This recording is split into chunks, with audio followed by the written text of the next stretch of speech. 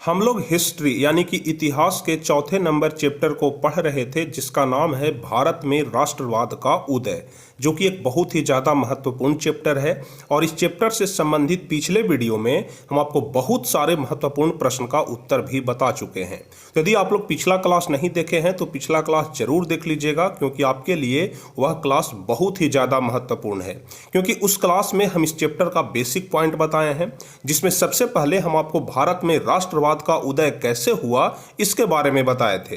भारत में राष्ट्रवाद का उदय क्या जरूरी था इसके बारे में बताए थे। और साथ ही साथ हम आपको बताए थे कि जो प्रथम विश्व युद्ध हुआ और जो हमारे देश में राष्ट्रीय आंदोलन चल रहा था, दोनों के बीच क्या अंतर संबंध है इसके बारे में भी बताए थे। और अंत में हम आपको चंपारण सत्याग्रह के बारे में भी बताए थे। तो कुल मिलाकर के पिछले क्लास में हम आपको बहुत सारे महत्वपूर्ण प्रश्न का उत्तर बता चुके हैं। तो यदि आप लोग नहीं देखे हैं तो प्लेलिस्ट में आपको वीडियो मिल जाएगा, आप लोग जरूर देख लीजिएगा।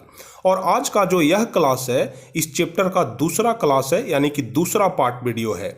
और आज के इस वीडियो में भी हम आपको बहुत सारे महत्वपूर्ण प्रश्न का उत्तर बताएंगे, जिसमें सबसे पहले हम आपको रॉलेट एक्ट के बारे में बताएंगे कि रॉलेट कानून क्या था। उसके बाद हम आपको खिलाफत आंदोलन के बारे में बताएंगे, असहयोग आंदोलन के बारे में बताएंगे, जलियांवाला बाग हत्याकांड कैसे हुआ, इसके पीछे का क्या कहानी है, इस कहानी के बारे में बताएंगे। तो कुल मिलाकर के आज के इस वीडियो में भी हम आपको बहुत सारे महत्वपूर्ण प्रश्न का उत्तर बताने वाले हैं। तो उम्मीद करते हैं कि आप सभी लोग इस वीडियो को ध्यान से देखिएगा, कंसंट्रेट होकर के देखिएगा और शुरू से लेकर के अंत तक जरूर देखिएगा। क्योंकि यदि शुरू से लेकर के अंत तक नहीं देखते हैं तो फिर आपको कोई फायदा होने वाला नहीं है।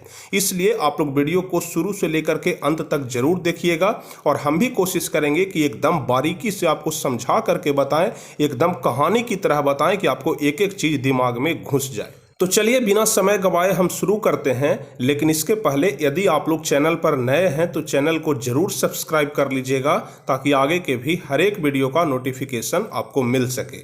और साथ ही साथ जो स्टूडेंट जीके पढ़ना चाहते हैं 10th क्लास का जीके, वह जीके सागर यूट्यूब चैनल को जरूर सब्सक्राइब कर लीजिएगा। डिस्क्रिप्शन या फिर कमेंट में आपको लिंक मिल जाएगा, वहाँ पर डेली 6 बजे जीके का क्लास चलता है, जो कि आपके लिए महत्वपूर्ण हो सकता है। तो चलिए अब हम लोग सीधे क्वेश्चन की ओर बढ़ते हैं, जिसमें सबसे पहला नंबर क्वेश्चन कह रहा है कि रॉलेट एक्ट से आप क्या समझते हैं। तो चलिए सबसे पहले हम जानते हैं कि आखिर यह रॉलेट एक्ट क्या था, यानी कि यह जो कानून बना जिसका नाम रॉलेट कानून पड़ा, यह कैसा कानून था और यह कानून क्यों बना, क्या इसका जरूरी था या फिर भारतीयों के लिए यह कानून बनाया गया था, भारतीयों पर अत्याचार करने के लिए यह कानून बनाया गया था, किस प्रकार का कानून था, इसके बारे में सबसे पहले हम लोग जानते हैं। तो जो बात बोलने वाले हैं इसको आप लोग ध्यान से सुनिएगा, एक एक चीज आपके लिए महत्वपूर्ण होने वाला है, इसलिए आप लोग बस कंसंट्रेट होकर के सुनिएगा, ज्यादा नीचे लाइव चैट पर ध्यान मत दीजिएगा। बात है सन 1917 ईस्वी की, ठीक है, बात है सन 1917 ईस्वी की, जब रूस में क्रांति हुआ था। बस आप लोग ध्यान से सुनते जाइए, बिल्कुल किस्से की तरह, कहानी की तरह आपको याद हो जाएगा, ठीक है। बात है सन 1917 ईस्वी की, जब रूस में क्रांति हुआ था और उस समय अंग्रेज यहां पर राज्य कर रहे थे। तो जब रूस में क्रांति हुआ तो रूस के क्रांति को देख करके भारत में जो लोग आंदोलन कर रहे थे वह अपना आंदोलन तेज कर दिए, यानी कि जो लड़ाई भारत में लड़ रहे थे अंग्रेजों के खिलाफ, उस लड़ाई को तेज कर दिए, यानी कि अंग्रेजों के खिलाफ और ज्यादा दम लगा करके लड़ाई करना शुरू कर दिए, यानी कि आंदोलन को तेज कर दिए। और इस बढ़ते आंदोलन को देख करके उस समय के भारत के जो तत्काल गवर्नर जनरल था, जिसका नाम था लॉर्ड चेम्सफोर्ड, वह भयभीत हो गया। अब भयभीत क्यों हो गया? क्योंकि आंदोलन तेज हो गया था। अब जो गवर्नर जनरल था वह भयभीत इसलिए हो गया क्योंकि उसको लगने लगा कि कहीं हमको यहाँ से भगा न दे, कहीं हम पर ही अत्याचार न हो जाए, इसका सजा कहीं हमको ही न मिल जाए। तो इसलिए बहुत सारी बातों को सोच करके जो गवर्नर जनरल था लॉर्ड चेम्सफोर्ड, वह भयभीत हो गया और सोचने लगा कि इसे कैसे रोका जाए, यानी कि जो यह आंदोलन तेज हो रहा है, इस आंदोलन को कैसे रोका जाए कि यह आंदोलन यहीं पे रुक जाए, ज्यादा आगे न बढ़े। यह लगातार इस बात पर विचार कर रहा था और विचार करते करते एक जज को नियुक्त किया। जज कहने का मतलब आप लोग जानते हैं कि जो कोर्ट कचहरी में फैसला सुनाता है। तो एक ऐसा ही जज नियुक्त किया जिसका नाम था सिडनी रॉलेट। नाम क्या था जज का, आप लोग जरूर ध्यान रखिएगा क्योंकि कभी कभी ऑब्जेक्टिव क्वेश्चन में पूछ देता है। तो जज का नाम था सिडनी रॉलेट। तो जो गवर्नर जनरल था लॉर्ड चेम्सफोर्ड, यह एक जज नियुक्त करता है जिसका नाम है सिडनी रॉलेट। और सिडनी रॉलेट को यह निर्देश देता है कि चाहे कुछ भी हो जाए लेकिन हमें इस आंदोलन को रोकना है, इसके लिए तुमको जो उपाय करना पड़े हमको जल्दी से कुछ उपाय बताओ। तो यह जो जज नियुक्त हुआ था यह बहुत ज्यादा दिमागदार था, बहुत ज्यादा तेज था। यह 2 साल तक पूरे फील्ड में घूमता रहा, जगह जगह पर भ्रमण करता रहा और 2 साल तक सोच विचार के बाद गवर्नर जनरल को एक राय दिया। अब क्या राय दिया इसके बारे में आप लोग थोड़ा ध्यान से समझिएगा। वह गवर्नर जनरल को राय दिया कि एक ऐसा कानून बना दीजिए जिससे कि लोग आंदोलन ही न कर सके, और जब आंदोलन नहीं करेंगे तो यह आंदोलन अपने आप समाप्त हो जाएगा। तो गवर्नर जनरल ने कहा कि कैसा कानून बना दे भाई, जरा हमको कानून के बारे में बताइए। तो कानून इसी प्रकार का बनवाया कि संदेह के आधार पर किसी को भी गिरफ्तार कर लीजिए, यानी कि जो आंदोलन कर रहा है उसको गिरफ्तार करके जेल में डाल दीजिए और उसको बोल दीजिए कि हमको तुम पर संदेह है। यानी कि संदेह के आधार पर किसी को भी गिरफ्तार करने का एक ऐसा कानून बना दीजिए ताकि हम किसी को भी स्वतंत्रता पूर्वक गिरफ्तार कर सकें, ठीक है। और एक ऐसा कानून भी बना दीजिए कि अगर कोई व्यक्ति गिरफ्तार हो जाए उसके बाद वह कहीं अपील भी न कर सके। जैसे अभी आप लोग जानते हैं कि अगर लोअर कोर्ट में कोई फैसला होता है तो हम लोग हाई कोर्ट जाते हैं, अगर हाई कोर्ट में भी हमारे खिलाफ फैसला हो जाता है तो सुप्रीम कोर्ट जाते हैं, यानी कि ऊपर के कोर्ट में जाकर के हम लोग अपील कर सकते हैं। लेकिन यह जो रॉलेट एक्ट कानून बना था इसमें यह साफ तौर से लिखा गया था कि गिरफ्तारी होने के बाद कहीं पर कोई अपील नहीं होगा, यानी कि न अपील न दलील न वकील, यह नियम लगा दिया गया, ठीक है। बहुत ही ज्यादा महत्वपूर्ण है, आप लोग ध्यान से समझिएगा। अभी तक हम आपको क्या बताएं कि 1917 में रूसी के क्रांति को देख करके भारत में भी लड़ाई तेज हो गया, और इस लड़ाई को देखते हुए, इस आंदोलन को देखते हुए भारत के जो तत्काल गवर्नर जनरल था लॉर्ड चेम्सफोर्ड, वह भयभीत हो जाता है और इससे बचने का उपाय सोचने लगता है, यानी कि इस आंदोलन को रोकने का उपाय सोचने लगता है। और इसी उपाय को सोचते सोचते वह एक जज नियुक्त करता है जिसका नाम है सिडनी रॉलेट। और यह जज जो है वह 2 साल तक सोच विचार करने के बाद एक उपाय बताता है और एक ऐसा कानून बनवाता है जिसके तहत संदेह के आधार पर किसी को भी गिरफ्तार किया जाए और गिरफ्तार करने के बाद कहीं पर भी इसका अपील नहीं कर सकता है, ऐसा कानून बनाया जाए। तो इसी कानून को हम लोग रॉलेट एक्ट बोलते हैं। अब चलिए, यदि परीक्षा में आ जाए तो किस प्रकार से लिखना है आप लोग ध्यान से समझिए। देखिए, कह रहा है कि रॉलेट एक्ट की घटना मार्च 1919 ईस्वी को घटा था, जिसमें शक एवं संदेह के आधार पर किसी भी भारतीय लोगों को पकड़कर जेल में बंद कर दिया जाता था, जिसे रॉलेट एक्ट के नाम से जाना जाता है। अभी हम आपको बताएं कि शक या संदेह के आधार पर किसी को भी पकड़ करके, यानी कि अंग्रेजों को नहीं, सिर्फ भारतीय लोगों को जो आंदोलन कर रहे हैं उनको पकड़ करके जेल में बंद कर दिया जाता था, जिसे ही रॉलेट एक्ट के नाम से जाना जाता है। इसमें अंग्रेजों ने भारतीय जनता पर बहुत तरह के अत्याचार किए तथा भोजन में बासी भोजन तथा पानी में गंदे नालियों का पानी पीने के लिए मिलता था, यानी कि जिस व्यक्ति को गिरफ्तार कर लिया जाता था उसे बासी भोजन खाने के लिए मिलता था और साफ पानी भी नहीं, नलियों का पानी पीने के लिए मिलता था। इस एक्ट के तहत न अपील न दलील न वकील, किसी भी प्रकार का कोई सुनवाई नहीं होता था, यानी कि अगर एक बार गिरफ्तारी हो गया तो समझिए कि आपको जेल में ही सड़ना है। आप कहीं पर भी इसका अपील नहीं कर सकते हैं, न दलील दे सकते हैं और न वकील रख सकते हैं। यानी कि एक प्रकार से एक ऐसा कानून बना दिया था जिसके तहत लोगों का कोई भी चारा नहीं था, लोग बिल्कुल एकदम से लाचार हो गए थे। इस प्रकार से कोई सुनवाई नहीं होता था, जिसके कारण इसे काला कानून भी कहा जाता है। तो उम्मीद करते हैं कि अब आप लोग रॉलेट एक्ट के बारे में बहुत ही अच्छे तरीके से समझ गए होंगे कि यह जो रॉलेट कानून है यह किस प्रकार का कानून है, यह कैसा कानून है। तो उम्मीद करते हैं कि रॉलेट एक्ट कानून के बारे में किसी प्रकार का कोई दिक्कत नहीं होगा, आप लोग भली भांति समझ गए होंगे। अब चलिए हम आगे बढ़ते हैं और आपको बताते हैं कि आखिर जो यह कानून बना था रॉलेट एक्ट कानून, इसका क्या प्रभाव पड़ा। आखिर इतना जबरदस्त कानून बनाया अंग्रेजों ने, इतना खराब कानून बनाया, इसका कुछ न कुछ तो प्रभाव पड़ा ही होगा। तो क्या प्रभाव पड़ा इसके बारे में अब हम लोग समझते हैं। तो प्रभाव कुछ ऐसा पड़ा कि मदन मोहन मालवीय, मोहम्मद अली जिन्ना और मजहरूल हक ने केंद्रीय व्यवस्थापिका से त्याग पत्र दे दिया। यानी कि यह तीनों आदमी मदन मोहन मालवीय, मोहम्मद अली जिन्ना और मजहरूल हक ने केंद्रीय व्यवस्थापिका में काम करते थे और यह तीनों वहां से त्याग पत्र दे दिए। अब सवाल उठता है कि गांधी जी का क्या विचार था इसके बारे में, यह जो कानून बना इसके बारे में गांधी जी का क्या विचार था। तो गांधी जी ने इस कानून के बारे में कहा कि यह कानून बिल्कुल अनुचित है, अन्यायपूर्ण है, स्वतंत्रता का हनन करने वाला है और व्यक्तियों के, नागरिकों के मूल अधिकारों का हत्या करने वाला है। यानी कि गांधी जी ने भी इस कानून को बहुत ही खराब बताया, बहुत ही निर्मम कानून बताया। ठीक है कि यह अनुचित है, अन्यायपूर्ण है, स्वतंत्रता का हनन करने वाला है, मूल अधिकारों का हत्या करने वाला है। तो कुल मिलाकर के सभी लोग इस कानून को गलत ही ठहरा रहे थे, सभी लोग इसका विरोध कर रहे थे। और जब यह कानून बना इसके बाद सभी लोगों ने मिल करके यह फैसला लिया कि हमें शांतिपूर्वक इसका विरोध करना है। क्योंकि आप लोग गांधी जी को तो जानते ही थे, क्योंकि गांधी जी अहिंसा के पुजारी थे, वह हिंसा नहीं करना चाहते थे। इसलिए गांधी जी बोले कि हम लोग शांतिपूर्वक इसका विरोध करेंगे और शांतिपूर्वक विरोध करने का फैसला लिया। अब जब विरोध हो रहा था तो कैसा विरोध हो रहा था भाई, किस प्रकार का प्रदर्शन हो रहा था। तो सबसे पहले तो दिल्ली में प्रदर्शन हुआ। ठीक है, सबसे पहला प्रदर्शन कहां हुआ, तो दिल्ली में प्रदर्शन हुआ। उसके बाद पंजाब में प्रदर्शन हुआ। तो सबसे जबरदस्त जो प्रदर्शन हुआ था वह पंजाब में ही हुआ था, अमृतसर में। आप लोग ध्यान रखिएगा।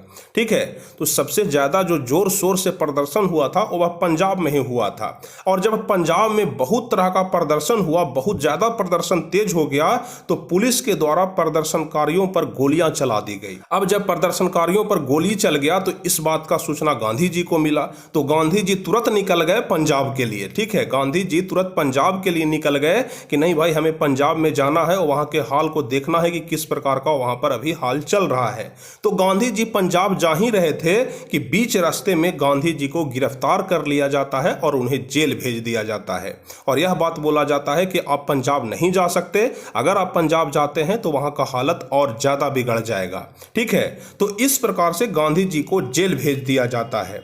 तो जब गांधी जी को जेल भेज दिया जाता है तो लोगों का गुस्सा और तेज हो जाता है। ठीक है, और लोगों का गुस्सा और तेज हो जाता है तो जो लड़ाई हो रहा था, जो प्रदर्शन हो रहा था, जो आंदोलन हो रहा था, वह और तेज हो जाता है। और जब यह तेज हो गया तो अंत में अंग्रेजी सरकार के द्वारा 11 अप्रैल को पंजाब में सैनिक शासन लागू कर दिया गया। ठीक है, 11 अप्रैल को पंजाब में सैनिक शासन लगा दिया जाता है। यानी कि यह बोल दिया जाता है कि अब यहां पर सैनिकों का शासन होगा, यानी कि जो फैसला लेना होगा अब सैनिक ही लेगा। अब जब सैनिक शासन लग गया तो उसका कोई हेड तो होगा, तो उसका हेड बनाया गया जनरल डायर को। ठीक है, जनरल डायर आप लोग नाम सुने होंगे, जो कि जलियांवाला बाग हत्याकांड करवाया था। ठीक है, तो यहीं से जलियांवाला बाग हत्याकांड होता है, रॉलेट एक्ट के चलते ही जलियांवाला बाग हत्याकांड होता है। अभी आपको समझ में आ जाएगा।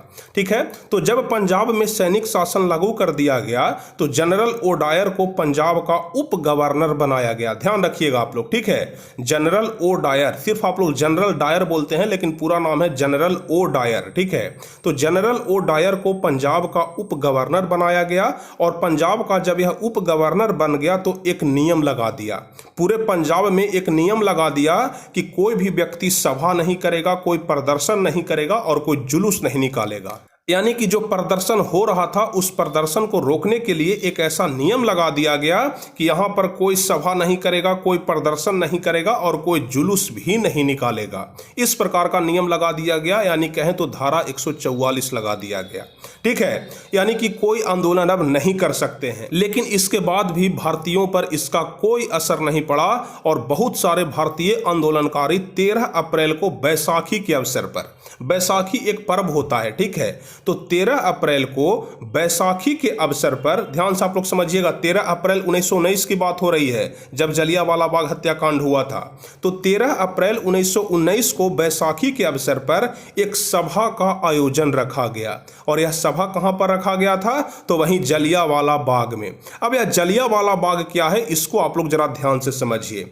यह जो जलियांवाला बाग है यह एक प्रकार का खुला मैदान था। जैसे इस प्रकार से आप लोग यहां पर चित्र में देखिएगा, एक प्रकार से खुला मैदान था जिसमें सिर्फ और सिर्फ एक ही दरवाजा था। ठीक है, यह जलियांवाला बाग था। यह चारों तरफ से बाउंड्री से, दीवार से घिरा हुआ था और इसमें सिर्फ और सिर्फ अंदर जाने के लिए या फिर बाहर निकलने के लिए एक ही दरवाजा था।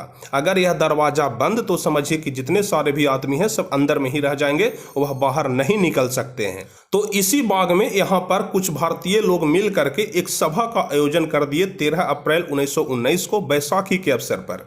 ठीक है, तो यहाँ पर सभा हो रहा था, लेकिन जनरल डायर का तो आदेश था कि कोई सभा नहीं करेगा, कोई प्रदर्शन नहीं करेगा, कोई जुलूस नहीं निकालेगा। यहाँ पर तो जनरल डायर के बात के खिलाफ हो गया। तो जनरल डायर को जब इस बात का पता चला, ठीक है, जब जनरल डायर को इस बात का पता चला तो वह बहुत ज़्यादा गुस्से में हो गया। उसको लगा कि हमारे बात का तो भारतीयों ने वैल्यू ही नहीं दिया और वह बहुत सारे सेना लेकर के, बहुत सारे पुलिस लेकर के निकल गया और निकल करके यह जो जलियांवाला बाग था इसके दरवाजे पर जाकर के खड़ा हो गया और दरवाजे पर खड़ा हो गया और बहुत सारे सैनिकों को अंदर भेज दिया और बोला कि चारों तरफ से घेर लो और चारों तरफ से घेर के इस पर जितना गोलियां चलाना है उतना गोलियां बरसा दो। यानी कि सभी को यह खुली छूट दे दी गई कि जितना गोली तुम्हारे पास है सब गोली भारतीयों के अंदर डाल दो, यानी कि जितना गोली है सब गोली दाग दो। तो कुल मिलाकर के यहीं से जलियांवाला बाग हत्याकांड हुआ और किसके कारण हुआ? तो यहीं रॉलेट एक्ट के कारण। अब जब चारों तरफ से गोली चलने लगा तो बहुत सारे लोग मर गए। अब लोग बचने के लिए इधर उधर भागना शुरू कर दिए। तो भागने के क्रम में कुछ लोग दब गए, कुछ लोग कुचला गए, मतलब कुछ लोग, बहुत सारे लोग जो गोली से नहीं मरे वह कुचला करके मर गए। और इस जलियांवाला बाग में बीच में एक बहुत बड़ा कुआं था। ठीक है, इस जलियांवाला बाग में बीच में एक बहुत बड़ा कुआं था। बहुत सारे लोग सोचे कि अगर इस कुआं में हम कूद जाते हैं तो हमारा जान बच जाएगा और इसलिए बहुत सारे लोग लगातार इस कुआं में कूदते चले गए। कुआं बहुत ज्यादा गहरा था, इस वजह से एक आदमी जब नीचे कूदे तो उसी आदमी के ऊपर दूसरा आदमी भी कूद गया, उसी आदमी के ऊपर तीसरा आदमी कूद गया, उसी आदमी के ऊपर चौथा आदमी कूद गया। यानी कि बहुत सारे लोग उसमें कूदते चले गए और जितने लोग भी कूदे सभी लोग मर गए, क्योंकि सभी लोग नीचे दब गए, कुचला गए। कुआं बहुत ज्यादा गहरा था, कोई चोट से मर गए, किन्हीं का हाथ गोड़ पैर टूट गया, मतलब बहुत सारे कारणों से वह कुआं में ही मर गए। तो कुल मिलाकर के बहुत सारे लोगों का हत्या हो गया इस जलियांवाला बाग में। ठीक है, तो कुल मिलाकर के आप लोग जलियांवाला बाग के बारे में समझ गए होंगे। अब यदि परीक्षा में आता है कि जलियांवाला बाग हत्याकांड क्या है तो इसके बारे में हम कैसे लिखेंगे, इसको आप लोग ध्यान से समझिए। पूरा कहानी तो हम आपको बता दिए, अब किस प्रकार से लिखना है इसको आप लोग थोड़ा ध्यान से समझिए। कह रहा है कि जलियांवाला बाग हत्याकांड 13 अप्रैल 1919 ईस्वी को पंजाब के अमृतसर में घटा था। अमृतसर, ठीक है, अमृतसर शहर में घटा था। इसमें भारत के दो महान क्रांतिकारी, जिनका नाम था डॉक्टर सत्यपाल मलिक और दूसरा नाम था सैफुद्दीन किचलू, दोनों का नाम आप लोग ध्यान रखिएगा, सत्यपाल और दूसरा था सैफुद्दीन किचलू, को 9 अप्रैल 1919 ईस्वी को गिरफ्तार कर लिया जाता है। यह घटना 9 अप्रैल का है, लेकिन जलियांवाला बाग 13 अप्रैल को हुआ था। तो जो सभा का आयोजन हो रहा था मुख्य रूप से इसीलिए हो रहा था कि जो सत्यपाल को और सैफुद्दीन किचलू को गिरफ्तार कर लिया गया है, इनके विरोध में यह सभा हो रहा था और जिसके कारण पूरे देश में खलबली मच गई थी। यानी कि जब सैफुद्दीन किचलू को और सत्यपाल को गिरफ्तार किया गया था तो पूरे देश में खलबली मच गई थी और उधर जो रॉलेट एक्ट कानून पास हुआ था उस बात को लेकर के भी गुस्सा था और इस बात को लेकर के भारतीय जनता ने आपस में मिलकर के जलियांवाला बाग में एक सभा का आयोजन रखा जिसमें 20,000 व्यक्ति शामिल हुए थे। ठीक है, उस जलियांवाला बाग के सभा में 20,000 व्यक्ति शामिल हुए थे, लेकिन अचानक अंग्रेजों का प्रधान जनरल डायर ने अपने सैनिकों को गोली चलाने का आदेश दिया, जिससे सरकारी गवाही के अनुसार 379 व्यक्ति मारे गए। यानी कि सरकारी गवाही में यह बोला गया कि सिर्फ 379 व्यक्ति मारे गए। अब आप लोग खुद सोच करके देखिए कि जब वहां पर 20,000 आदमी मौजूद था और सभी लोगों पर गोलियां चला दी गई, कुछ लोग कुएं में गिर करके मर गए, कुछ लोग कुचला करके मर गए, तो क्या 379 व्यक्ति ही मरा होगा? नहीं, हजारों की संख्या में व्यक्ति की मृत्यु हुई थी, लेकिन लोगों से छिपाने के लिए सरकार को यह बताया गया कि सिर्फ 379 व्यक्ति ही मारे गए हैं, परंतु मरने वालों की संख्या हजारों से अधिक थी। ठीक है, यानी कि रियल में जितने सारे भी लोग मरे उनकी संख्या हजारों से अधिक थी और ऐसा कहा जाता है कि इस बाग में खून की नदियां बह गई थी। अब आप ही लोग सोचिए कि जहां पर 20-20 हजार लोगों पर गोलियां चला दी जाए वहां पर खून की नदियां नहीं बहेगी तो और किस चीज की नदी बहेगी। तो इसलिए जलियांवाला बाग में खून की नदी बह गई 13 अप्रैल 1919 ईस्वी को, और इसी घटना को बोला गया जलियांवाला बाग हत्याकांड। ठीक है, इसी घटना को क्या बोला गया? जलियांवाला बाग हत्याकांड बोला गया। तो उम्मीद करते हैं कि आप सभी लोग इस क्वेश्चन को भली भांति समझ गए होंगे। अब यदि आपके परीक्षा में पूछा जाएगा कि जलियांवाला बाग हत्याकांड कैसे हुआ, कहां हुआ, कब हुआ, तो इसका जवाब आप लोग बड़े आराम से दे देंगे। सबसे पहले ध्यान रखिएगा 13 अप्रैल 1919 ईस्वी को हुआ। कहां में हुआ? तो पंजाब के अमृतसर में हुआ। इसका तत्कालिक कारण क्या था? तो तत्कालिक कारण था यह जो रॉलेट एक्ट कानून बना था उसको लेकर के भी गुस्सा था, और सत्यपाल मलिक और सैफुद्दीन किचलू को 9 अप्रैल को गिरफ्तार कर लिया गया था। तो मुख्य कारण यह भी था, और इसको लेकर के जलियांवाला बाग में एक सभा का आयोजन किया गया जिसमें लगभग 20,000 व्यक्ति शामिल थे और सभी पर जनरल डायर के द्वारा गोलियां चला दी जाती है। अब यह घटना तो हो गया, यानी कि जलियांवाला बाग हत्याकांड तो हो गया। अब इसके बाद पूरे देश में गुस्से का माहौल हो गया, और जब यह बात गांधी जी को पता चला कि जलियांवाला बाग में लोगों के ऊपर गोलियां चला दी गई है जनरल डायर के द्वारा, तो गांधी जी पर इस घटना का बहुत बुरा असर हुआ। ठीक है, गांधी जी के द्वारा इस घटना का बहुत बुरा असर हुआ, और अभी तक गांधी जी जो यह सोच रहे थे कि सत्य और अहिंसा के मार्ग पर हम चलेंगे, सत्याग्रह के मार्ग पर चलेंगे, तो वह इस बात को लेकर के गुस्सा हो गए, और उसी दिन 13 अप्रैल को जलियांवाला बाग हत्याकांड हुआ और 18 अप्रैल को वह सत्याग्रह वापस ले लेते हैं। ठीक है, गांधी जी 18 अप्रैल को सत्याग्रह को वापस ले लेते हैं, यानी कि जो सत्य के मार्ग पर और अहिंसा के मार्ग पर चल रहे थे, अभी भी ऐसा नहीं है कि वह हिंसा के मार्ग पर उतर गए, लेकिन सत्याग्रह को वापस ले लिए। 18 अप्रैल को डेट आप लोग ध्यान रखिएगा। ठीक है, अब 18 अप्रैल को सत्याग्रह को तो वापस ले ही लिए, साथ ही साथ महात्मा गांधी को अंग्रेजों के द्वारा एक उपाधि दिया गया था जिसका नाम था कैसरे ए हिंद। यहां पर नाम आप लोग देख रहे हैं लिखा हुआ है, क्या नाम था? अंग्रेजों के द्वारा महात्मा गांधी को एक उपाधि दिया गया था जिसका नाम था कैसरे ए हिंद। तो महात्मा गांधी इस उपाधि को वापस कर देते हैं, यानी कि अंग्रेजों को कह देते हैं कि तुम लोग बहुत खराब आदमी हो भाई, तुम लोग बहुत गंदा आदमी हो, तुम लोग हमें नहीं समझते हो, इसलिए हम तुम्हारा उपाधि नहीं रखेंगे, अपना उपाधि वापस लो। तो महात्मा गांधी कैसरे ए हिंद की उपाधि को वापस कर देते हैं, और साथ ही साथ एक और व्यक्ति थे जिनको भी अंग्रेजों के द्वारा उपाधि दिया गया था, जिनका नाम था रविंद्रनाथ ठाकुर। नाम तो आप लोग जरूर सुने होंगे। तो रविंद्रनाथ ठाकुर को भी सर नाइट की उपाधि मिला था अंग्रेजों के द्वारा।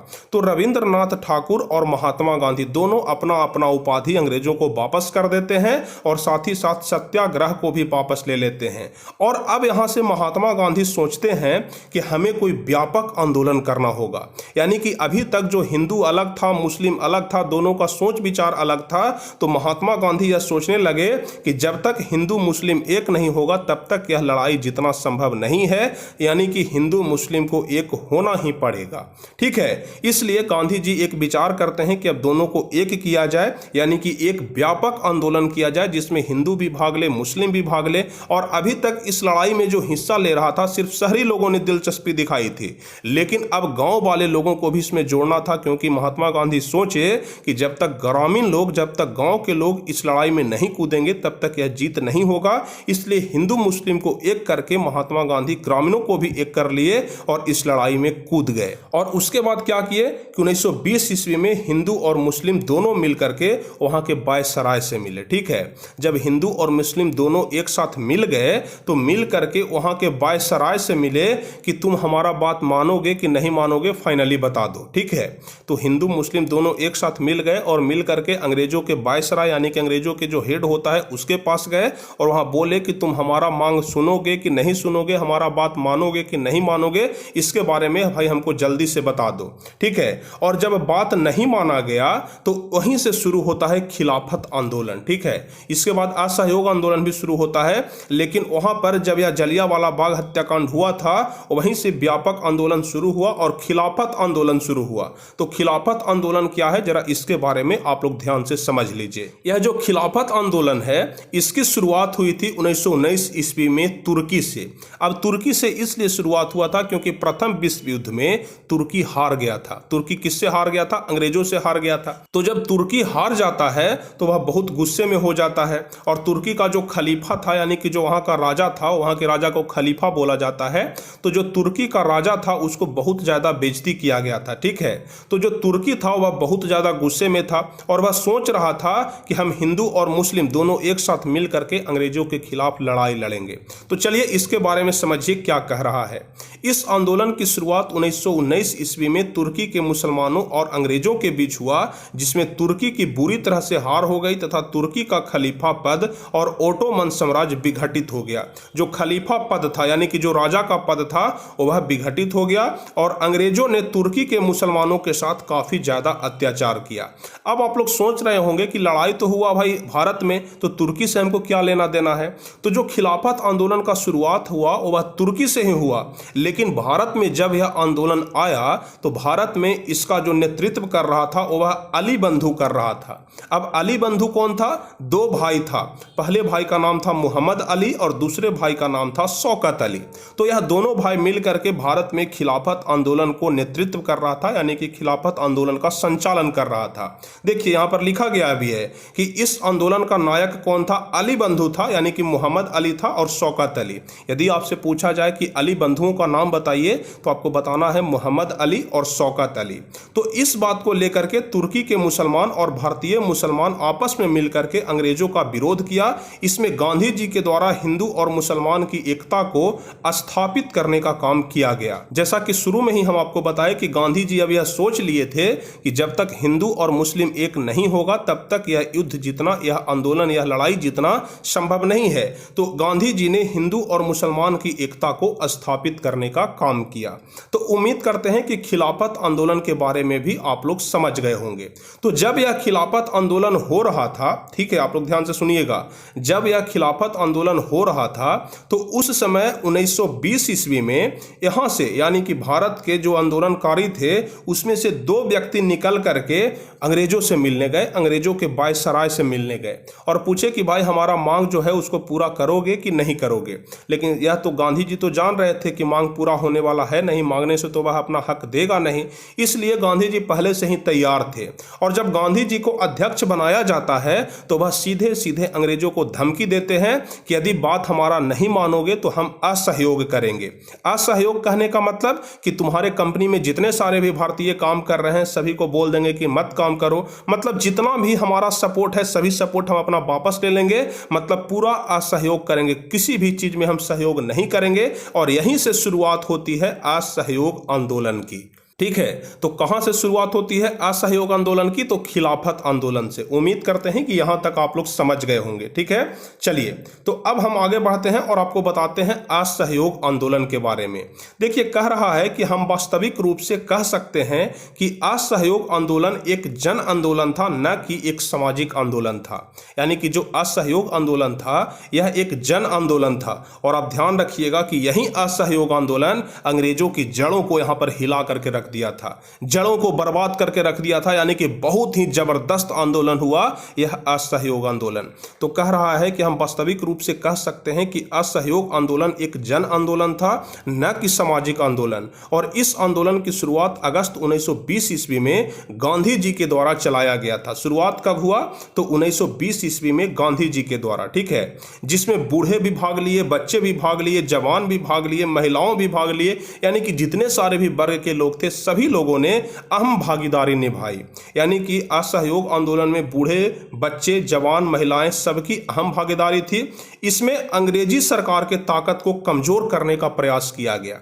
यानी कि असहयोग आंदोलन के तहत यही लक्ष्य था कि अंग्रेजी सरकार का जो ताकत है उसको कमजोर कर दिया जाए तथा महिलाओं के द्वारा जगह जगह पर धरना दे करके शराब की दुकानें बंद करवा दी गई।